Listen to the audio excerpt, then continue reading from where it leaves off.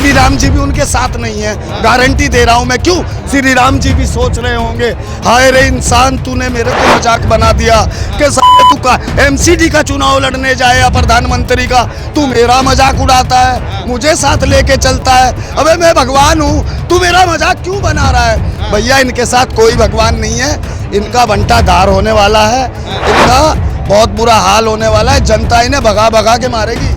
नमस्कार, आप देख रहे हैं न्यूज डिक्शनरी। इस समय हम दिल्ली के जंतर मंतर पर हैं और 25 दिनों से ज़्यादा हो गया है। बेटियां यहां पर प्रदर्शन कर रही हैं और प्रदर्शन के लिए अलग अलग राज्य से लोग आ रहे हैं, यहां पर समर्थन कर रहे हैं और बेटियों के न्याय के लिए लगातार लड़ रहे हैं। चंद्रशेखर आज़ाद जो भीम आर्मी के संस्थापक और आज़ाद समाज पार्टी के भी समझ लीजिए इस टाइम राष्ट्रीय अध्यक्ष हैं, वो लगातार 3-4 दिनों से यहाँ पर मार्च कर रहे हैं और मार्च के जरिए लोगों को बता रहे हैं कि बेटियों के न्याय के लिए अब जो आवाज़ है वो रुकने वाली नहीं है। हमारे साथ तनवीर भारती जी हैं, उनसे पूछेंगे क्या सब सोचते हैं सर, जो ये लगातार मार्च किया जा रहा है, सड़कों पे उतरा जा रहा है, उसको लेकर क्या सोचते हैं? ये मार्च इसलिए किया जा रहा है, इस सोती हुई सरकार को जगाने की कोशिश हो रही है, इस मरी हुई सरकार को जिंदा करने की कोशिश हो रही है। इस सरकार की कोई लिमिट ही नहीं है, पता नहीं इसको हो क्या गया। हम तो ये समझ रहे हैं कि या तो इसको पैरालाइज हो गया है या ये कोमा में चली गई है, क्योंकि इस तरह का नहीं हुआ जीवन में। जब भी ऐसी मुसीबत, ऐसी आपदा कभी आई है तो फौरन सरकार खड़ी हुई है, सरकार ने जिंदा होकर काम किया है, सोच विचार किया है। ऐसा नहीं है, हमने ये देखा था वो निर्भया का कांड हुआ था, एकदम पुलिस गवर्नमेंट हरकत में आ गई थी, एकदम सारा कुछ भाग दौड़ करके पकड़ा गया था अपराधियों को। लेकिन अफसोस आज 25 दिन हो गए, ये बेटी यहाँ बैठी हैं, बेटियां गुहार लगा रही हैं, हमें इंसाफ तो सुनवाई नहीं। ये गलत है, संविधान टूट रहा है, यहाँ लोकतंत्र की हत्या हो रही है, यहाँ लोकतंत्र की हत्या हो रही है यहाँ पर। हाँ बिल्कुल, कैसे हो रही है? देखो ना, 24 घंटे में अगर यही धारा, यही मुकदमा, यही FIR मेरे खिलाफ हुई होती तो मेरे को 24 घंटे में 10 बार पकड़ लेते। उसको एक बार भी नहीं पकड़ रहे। क्यों नहीं पकड़ रहे? अपने मंत्री को बचा रहे। नहीं यार, गलत है। ऐसा मैंने कांग्रेस सरकार में देखा था, ये नैना सानी कांड हुआ था यहाँ पे कनिक्सा होटल के अंदर। सुनील शर्मा नाम के एक आदमी थे, कांग्रेस के बहुत भारी लीडर थे वो, पर पूरा सिस्टम था कांग्रेस का उनके हाथ में, उसके बावजूद भी कांग्रेस सरकार ने उनको जेल में डाला। 30 साल जेल कटवाया उनसे दिल्ली सरकार ने, कांग्रेस सरकार ने। तो ये क्यों डर रहे हैं, क्यों शर्मा रहे हैं अपने मंत्री को पकड़ते हुए? गलत है।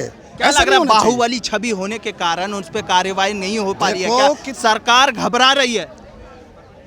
कितना घबराओगे आप? जनता से फिर जनता मारेगी तुम्हें, तमाचे से मारेगी। कोर्ट का तमाचा मारती है जनता, बहुत खतरनाक तमाचा मारने वाली है। पूरे देश में खलबली मची पड़ी है, सोच विचार हो रहा है कि ऐसी बेटी को इंसाफ नहीं मिल रहा तो आम बेटी का क्या हाल है देश के अंदर।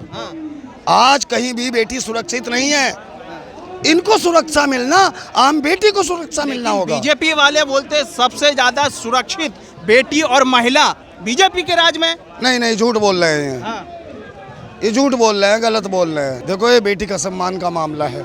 ये वो बेटी है जिन्होंने हमारे सारी दुनिया में हमारे देश का नाम बड़ा किया, इसलिए गलत है।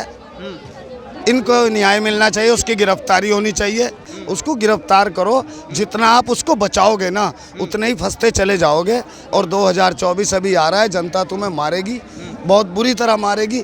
जनता तमाचे से नहीं मारती है, जनता लाठी से नहीं मारती है, जनता अंगूठे से मारती है। तुम्हारे EVM से तुम्हें ही मारा जाएगा। और अभी कर्नाटक में उसका दिखा दिया है ट्रेलर, पिक्चर। अभी कर्नाटक में बेटियों की बद्दुआ लग गई है क्या? पक्का लगी है, और बजरंग बली की बद्दुआ लगी है सबसे बड़ी। बेटियों की बद्दुआ तो लगी है, सबसे बड़ी बद्दुआ लगी है बजरंग बली की। बजरंग बली का मजाक उड़ाया था इन्होंने वहाँ पे। ये देखो ना, भगवान है बजरंग बली तो। अब बजरंग बली का हम मजाक उड़ाएंगे तो वो तो भैया हमें छोड़ेंगे नहीं। उन्होंने हमारे पे गदा बजाई है दबा के। हाँ, गदा बजाई है इन पे दबा के। क्यों?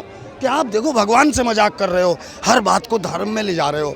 छोटा मोटा कोई चुनाव होता है उसको भी धर्म में ले जा रहे हो, ये गलत है। यहाँ लोकतंत्र बचता नहीं है। प्रधानमंत्री जी ने बोला था अगर आप बटन दबाने जाएं वोट का तो वहाँ पर बजरंग बली का नाम लेके जाइए। तो बजरंग बली का नाम दे जाके, बजरंग बली के नाम से तो जीती है तो कांग्रेस, हारी है भी मोदी जी हारे हैं बजरंग बली के नाम। बीजेपी के साथ नहीं है बजरंग बली जी। बीजेपी के नाम साथ कोई से भगवान नहीं है, श्री राम जी भी उनके साथ नहीं है, गारंटी दे रहा हूँ मैं। क्यों? श्री राम जी भी सोच रहे होंगे, हाय रे इंसान, तूने मेरे को मजाक बना दिया कि साले तू का एमसीडी का चुनाव लड़ने जाए या प्रधानमंत्री का, तू मेरा मजाक उड़ाता है, मुझे साथ लेके चलता है। अबे मैं भगवान हूँ, तू मेरा मजाक क्यों बना रहा है?